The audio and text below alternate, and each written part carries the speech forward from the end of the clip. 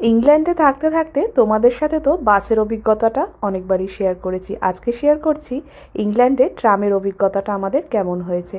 আমরা বেশ কয়েক বছর কিন্তু ট্রামে অতটা যাতায়াত করিনি, কারণ আমাদের বাড়ির পাশেই যেহেতু বাস স্টপ থাকতো, বাসে করেই চেষ্টা করতাম পৌঁছে যাওয়ার। কিন্তু এখন দেখছি ট্রামের রাস্তাটাও কিন্তু খুব একটা মন্দ নয়, তাই মাঝে মাঝেই বাড়ির সামনে করে ফ্রি বাসে চেপে সোজা চলে আসি ট্রাম স্টেশনে। ট্রাম স্টেশন থেকে ট্রাম ধরাটা বেশ সহজ বলে আমার মনে হয়। আসলে ট্রাম হোক বা বাস হোক, আমি এটা লক্ষ্য করেছি এখানে কিন্তু সময়ের থেকে খুব বেশিক্ষণ অপেক্ষা করতে হয় না।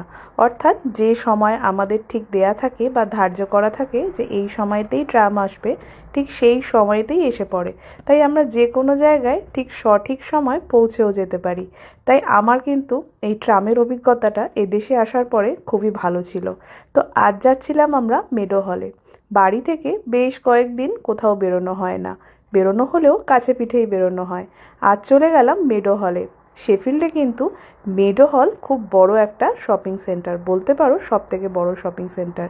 একটু ঘোরাঘুরির পরে সবার পছন্দের খাবারটা না খেয়ে চলে আসলে তো একদমই ঠিক নয়, তাই অবশেষে আমরা সবাই মিলে খেয়ে তারপরে বাড়ি ফিরলাম।